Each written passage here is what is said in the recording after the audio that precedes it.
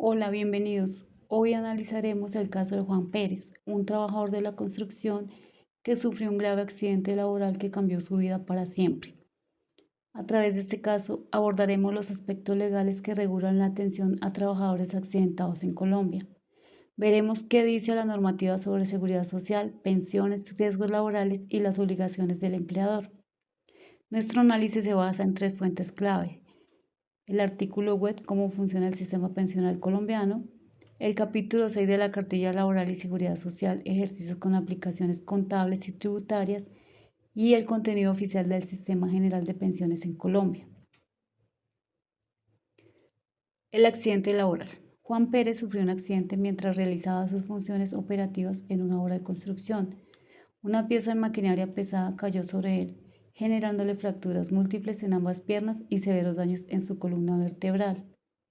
Tras ser trasladado de urgencia y operado en varias ocasiones, el dictamen final arrojó una pérdida de capacidad laboral del 50.1%.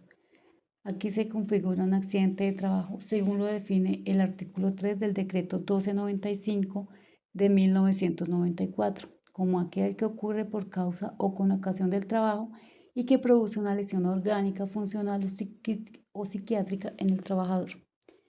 Determinación del origen.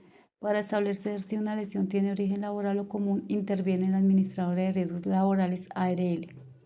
Según el artículo 142 del decreto 19 del 2012, la ARL debe emitir un dictamen de origen con base en el informe del accidente, el historial clínico y una evaluación técnica del entorno laboral. En este caso, al haber ocurrido durante la jornada y en el cumplimiento de funciones, no hay duda que es un accidente de origen laboral. Reporte del accidente.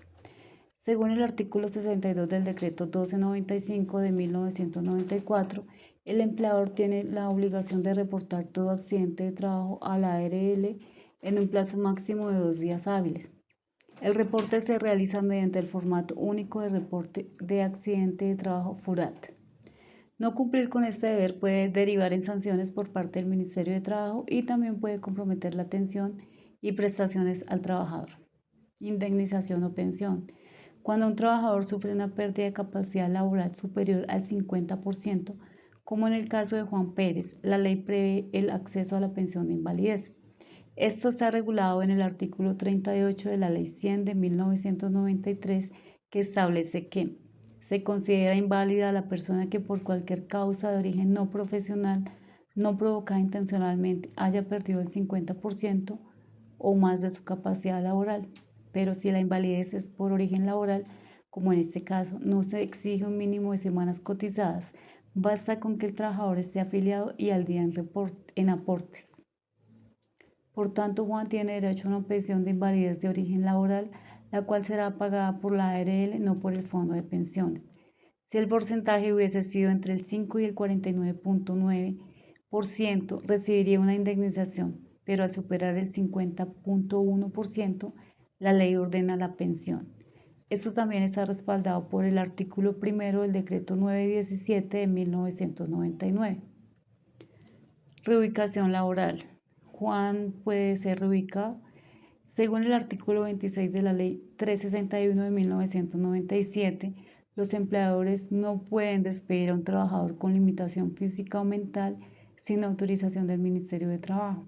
El empleador debe evaluar, junto con medicina laboral, si Juan puede desempeñar funciones distintas que no agraven su condición y garantizarle la reubicación.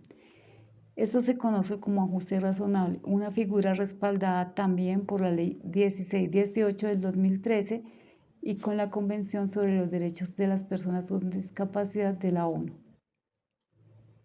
Si no es posible reubicarlo, debe seguirse el debido proceso para una desvinculación legal con el pago de indemnizaciones correspondientes.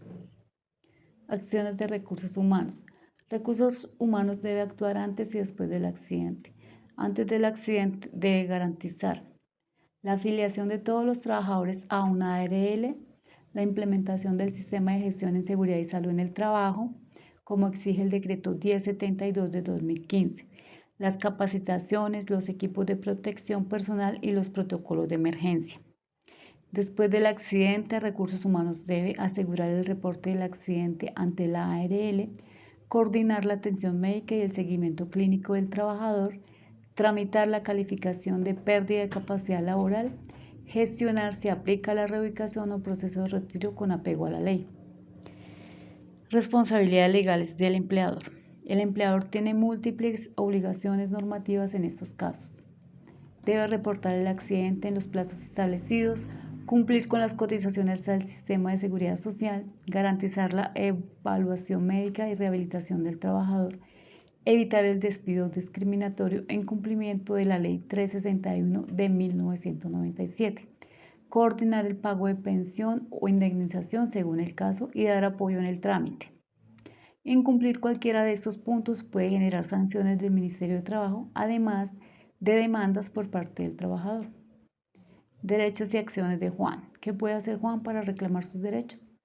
Primero, exigir la calificación de pérdida de capacidad laboral a través de la Junta Regional de Calificación o su ARL. Segundo, con este dictamen, iniciar el proceso para recibir su pensión de invalidez sin necesidad de semanas mínimas por ser un accidente laboral. Tercero, si la empresa se niega a reubicarlo o lo despide sin autorización, puede presentar una acción de tutela o demanda por despido discriminatorio. También puede acudir a la Personería, a la Defensoría del Pueblo o a un abogado especializado en derecho laboral. El caso de Juan Pérez es el reflejo de una realidad frecuente en Colombia. Los riesgos laborales siguen siendo altos en sectores como la construcción, pero la ley es clara. Proteger la salud, la dignidad y los derechos del trabajador es una obligación del empleador. Recordemos que el cumplimiento normativo no solo evita sanciones, sino que garantiza justicia, humanidad y respeto por la vida.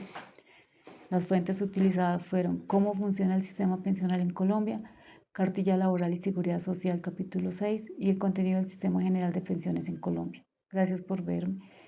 Hasta pronto.